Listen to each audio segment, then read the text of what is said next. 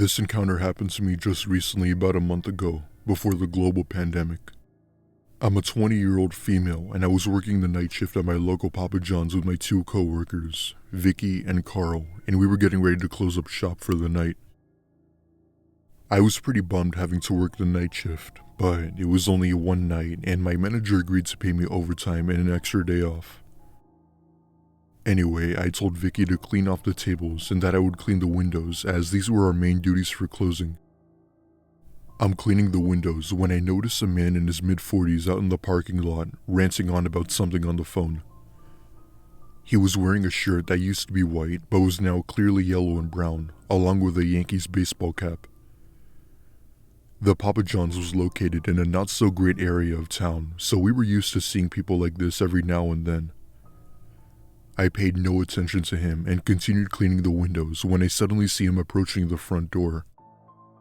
We had already locked all of our doors and were 20 minutes away from closing, so I politely told him that we were closed and that he'd have to come back tomorrow. "Can I just come in to use the restroom? I'll be real quick." As much as I wanted to let him in, I told him no once again and that there was a 24-hour gas station just down the road and that he could try there.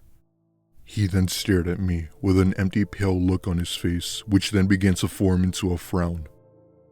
In my opinion, it was the type of look a toddler gives their parent when they can't have a toy. And coming from someone this age, it's much more disturbing. He then slowly walked away, disappearing into the night. After a while, I didn't see the man anywhere, so I figured he must have left, which I found relieving as I don't like dealing with customers like that. 10 minutes go by, and I remembered that I had to take the trash out and replace the bags. I grabbed the two heavy garbage bags and started heading out, but Steve, our delivery guy, had just gotten back from his last delivery and offered to take the trash out for me. I gladly accepted, and he did just that. But when he came back in, he looked so petrified and stiff as a board. His face was pale and his eyes were wild. Being the good friend I was to Steve, I asked what was wrong, and he told me to come behind the counter. What he told me sent shivers up my spine. That guy who wanted to come in earlier was crouched down by the dumpster waiting for you with a roll of duct tape.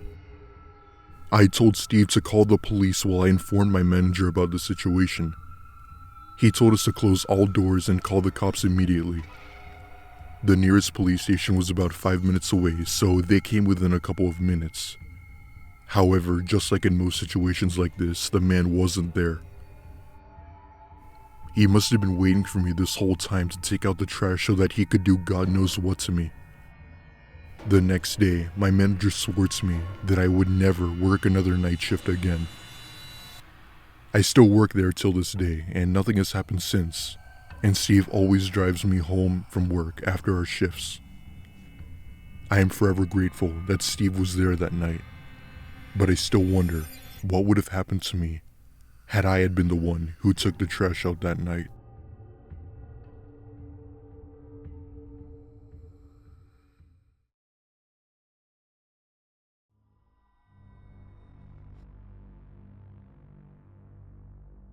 Once upon a time, long, long ago, I worked in a pizzeria, Papa Murphy's, to be exact. One night when I was 16, I was closing with my 15-year-old co-worker, who we'll call Leah. Around 15 minutes before closing, somebody called in an order and we made the pizza. Then comes closing time and nobody came to pick it up, so we stored it and locked the door, turned off the open sign, the lights, etc. 5 minutes after close, a lady comes up to the door and starts pounding on it. We don't open it because we were closed and we aren't legally obligated to open the door after we've closed. A few minutes later the phone rings and I pick it up with the typical, "Hello, Papa Murphy's. We're currently closed." And on the other side an angry lady yells, "Excuse me? 20 minutes ago I called in a pizza and I came in to get it, but you locked the doors. And I can see you right now. I'm never giving my money to this establishment ever again." Blah blah blah, and she hung up on me and pulled out of the parking lot and left. Cool, whatever. To close the store, Leah stays up front to clean, and I go around back to the kitchen. 5 to 10 minutes later, Leah comes around to the kitchen and she says, "The lady is back." I was like, "What?" I go to the front and see that the lady's white sedan is most definitely back. I was like, maybe it's somebody else who has a similar looking car. And Leah goes, "No, it's the same one. I memorized the license plate." And then and there, I was like, oh crap. What the hell is she doing back here? But I was tired and I wanted to leave. So I told Leah to continue cleaning and to not worry about it. Fast forward to 20 minutes later and the stupid car is still there. I'm like, what in the world is this woman doing? Why is she here? Leah and I were a bit shook, so we called our managers and explained the situation. They said to make sure we locked the doors and to leave together. We agreed and finished up cleaning. After a while, my managers decided to pay us a visit and checked out the store and stuff. By now it was nearly an hour after our closing time. We were supposed to leave a half hour after close, but we were too scared because the car was there. So my managers told us that they scoped out the car and there wasn't anybody in there. It was strange as hell. Me and Leah were pretty freaking shook, but we were just like, whatever. Let's get out of here. And so we did. When I walked out to my ride's car, I glanced at the car and it was true. There was nobody in there. On the car ride home, I was contemplating the situation because it was just so bizarre. But then I realized that in the little outlet mall where we were located, every store around us had closed hours ago. Hours ago. We were always the last to leave. So where in the world did this lady go? There was no other store she could have gone in. But she parked directly in front of our store, in the spot closest to our door. But she wasn't in her car. She left after she got mad, then came back, and now she was gone. Maybe my managers found out, but I bounced because I was really not trying to get shot up or assaulted, or worse, because a lady didn't get her pizza. From then on, I've always been wary of salty customers.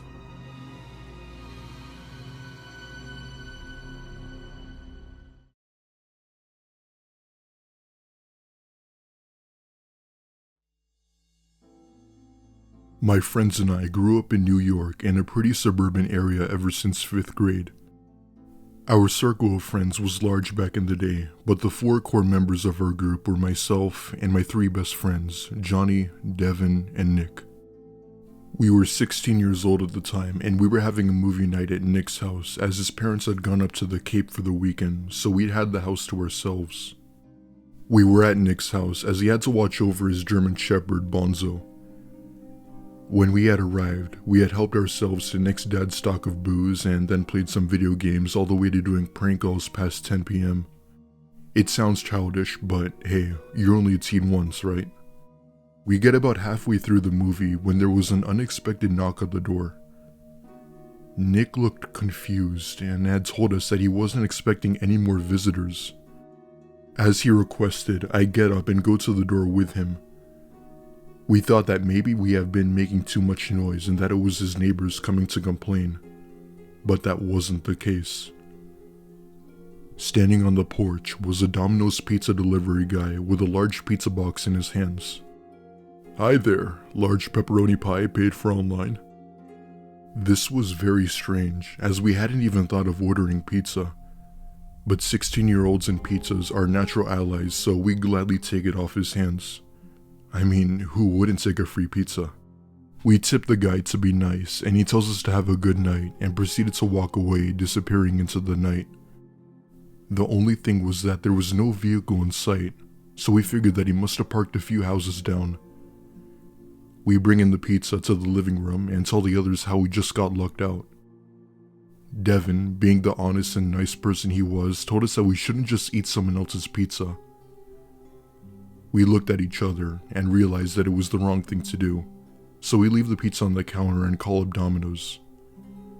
Eventually we get through to them and inform them that someone else's pizza had been dropped off at our place and that the delivery guy should take it back to the correct address.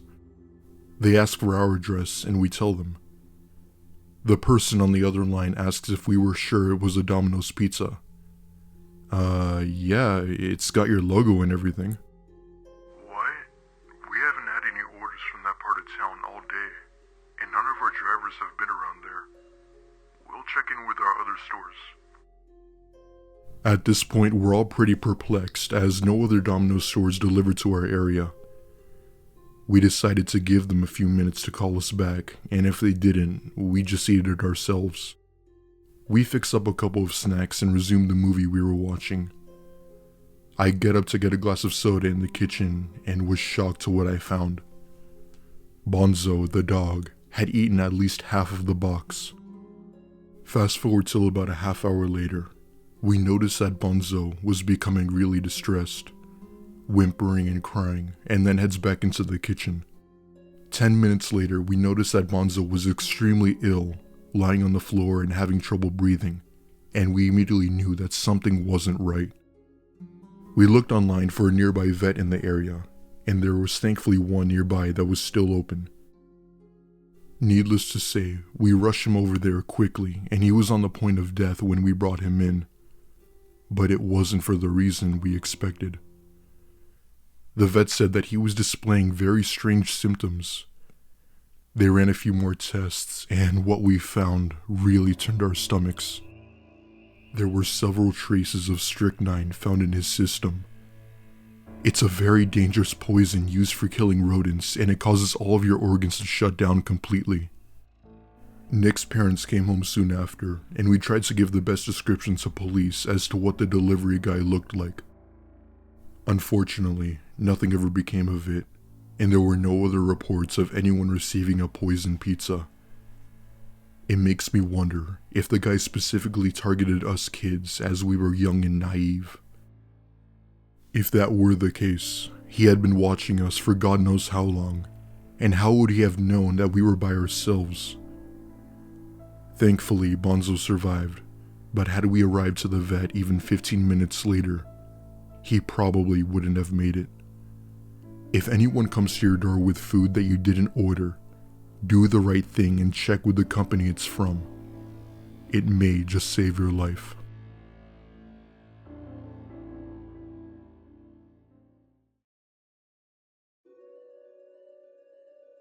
On my first summer back home from freshman year of college, I picked up a part-time job delivering pizza in a town around 30 minutes away from where I lived.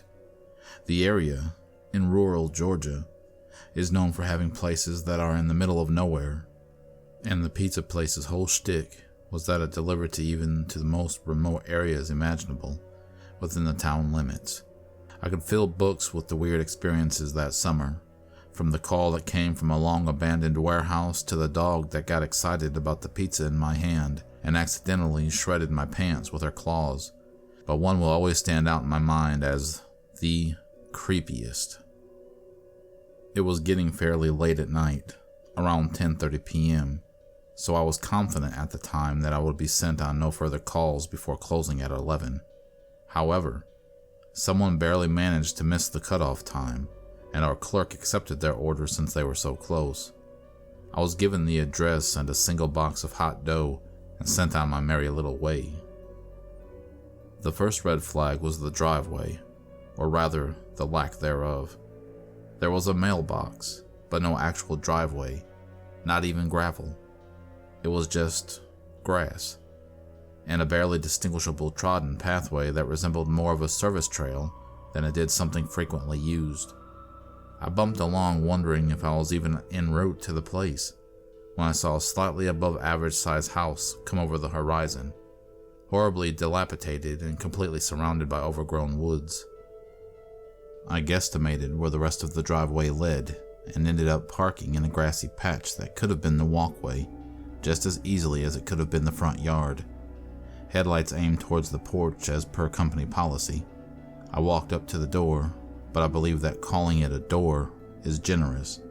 It was a door frame all right, but the door itself was just a large slab of wood propped haphazardly against the side of the house, barely covering the entrance. This was red flag number 2. The third and fourth red flags were also on the door. This included the A4 sheet of printer paper with the words "around back" scribbled in all caps. which was hanging just below the place where somebody had self-engraved the door with the title, Manson Family Ranch. Typically, I would never go around to the back of a house, especially a shady, unlit house, and especially at night. However, it was my last drop of the day and I was ready to get it over with and be on my way home.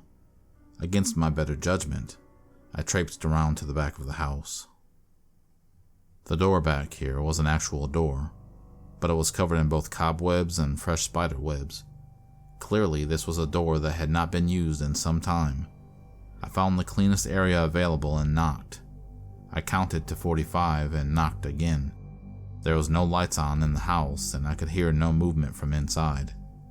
I knocked and counted again and repeated the sequence 3 more times before I was finally creeped out enough to decide to return to my car. As I turned, I finally heard a voice coming from inside the house. Clearly agitated, but I couldn't tell what they're saying. I tried to knock 1 more time, and as I was counting, I heard something in the woods behind me. It started out as just movement deep in the woods, but soon enough I could make out distinct running footsteps coming directly towards me through the brush. As I'm standing there, coming to terms with my impending demise, I follow the direction of the noise to the edge of the woods, which is around 15 feet away from me. In the moonlight, I could clearly see the woman who stepped out. She was relatively old, maybe in her 60s, I would guess. She had long blonde, grayish hair, which was tangled and matted and hung down past her hips. She was in what looked to be originally a white nightgown, but at that time it was dingy and closer to a beigeish brown color. She was absolutely barefoot, and her feet were covered in dirt and what had appeared to be blood, presumably due to the fact that she had just sprinted through the prickly woods where there was no trail to be seen. I never learned her name, but I still affectionately refer to her as Red Flag Number 5. She stopped short when she saw me and started to shake her head, no, eyes wide. I stood there like a terrified deer in the most messed up headlights ever, as she took a few more steps towards me, reaching out to me, finger pointed. Her voice came out way stronger than mine and would have at the time when she spoke. You know how southern people can either sound like loving grandmothers or backwoods murderers? Well, she sounded like the latter when she drawled, "Oh, no, no, no, no, no. No, honey, no, you get on. You get on out of here." I wish I could say I listened. I ran, I left, but I was so sick and shocked at how events were playing out that my own self-preservation was put on a back burner while I tried to figure out just what in the Kentucky Fried Heck was happening. She seemed to realize that I was not moving, even if I could not make my mouth move to ask her what was happening, or even what to do with the stupid pizza in my hands. She looked at me like she could just have smacked the hell out of me right there and then, and proceeded to deliver red flags 6 through 12. "Darling, did you hear me? You deaf or dumb? Young girls like you come out here and they don't get to leave." So I finally quit being the white person in a horror movie when I realized that this was not a funny little ghost story. This was 5'3", 116-pound me, potentially being targeted to be robbed or kidnapped or worse. So I dropped the dumb little pizza, which had serious serial killer toppings by the way, and started running back to my car, which I had stupidly left on and unlocked, as was usual for most of my deliveries. As I neared the car, I heard a slam from behind me, and I looked over my shoulder to see that the wooden door had been pushed over and had fallen into the porch beneath it. As I was closing the car door, an older man was limping down the front steps, waving his arms like an airplane runaway attendant at me, calling me a little bitch, telling me to get out of the car now. At a loss for what to do, I called out something muttery and shaky and along the lines of, "Pizza's out back."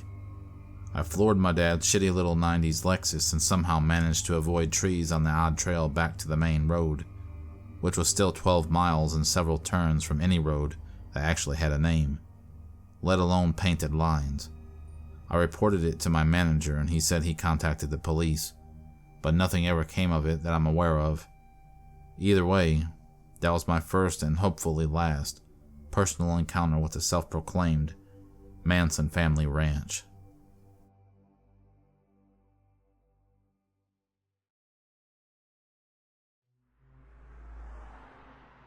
I was 19 years old when this happened, and it still haunts me till this day.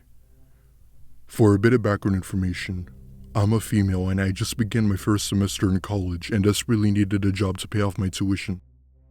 I had some money come in from the government, but in reality, it wasn't enough, so I had eventually found a job for pizza deliveries. It seemed simple enough, and it worked around my schedule when I had school, so I accepted it. One night, I had just finished delivering what I thought was my last delivery when the phone rang with someone requesting 2 large pies. I had class in the morning and just wanted to go home and get some sleep, but I didn't want to argue with my boss, and as nice as he was, he had a very snarky attitude. The chef had put 2 pies in the boxes, and I drove to the given address, which was on the rural side of town, which barely made our delivery radius. I was driving down a long road that stretched across the state with nothing but trees on both sides of the road. All of a sudden my car started to make a weird noise, so I pulled over to the side and eventually came to a complete stop. No matter how many times I turned the key, the damn thing wouldn't start and I was flipping out in anger. I called my boss explaining the situation and he told me to call a tow truck and that he'll send someone else to deliver the pizza. I called them and I'm waiting inside the car for a good 30 minutes scrolling through Reddit and whatnot when I see a pair of headlights approaching in the distance. At first, I thought it was the tow truck, but I instead saw some old Honda Civic which then slowed down and came to a halt. A middle-aged man stepped out and asked in a southern accent if I needed help, which I then told him yes and that the car had broke down. He told me that he had some spare jumper cables in the back of his car and that he could help me, and I stupidly accepted. He led me to the back seat of his car and grabbed a box full of tools and pulled out a wrench and began to tighten a bolt in the hood of my car. I know absolutely nothing about cars, so I had no idea what this guy was doing. "Oh, I forgot. I have the jumper cables in my trunk. Could you go in and get them for me?" Being the nice and generous person I was, I gladly go to the trunk and start looking for the cables. All of a sudden, I feel 2 hands push me from behind with incredible strength. I fall into the trunk and look up to see the same man standing over me with a face that was filled with pure hatred. "If you try and scream, I'll kill you." He then lifted up his flannel to reveal a handgun sticking out of his back pocket. Now, we were on a completely empty road with forest in almost all directions, and there were no other cars in sight. What happened next is what I could only describe as a gift from God. As he proceeded to close the trunk, I see a pair of headlights coming in the distance. Once he got distracted by the car, I saw my chance. I kicked him as hard as I could in the kneecap, causing him to fall to the ground while screaming in pain. I got out of the trunk, running to the car while screaming like a maniac, telling the car to stop. A well-looking young fit man got out of his car with a gun, who I then identified as an undercover cop. He had his gun drawn at the man who was still on the ground and put him in handcuffs while he called dispatch for backup. The next day, I called my boss and told him I quit. No more late night deliveries for me. This just goes to show you that you should always be careful, and that nothing good happens after dark.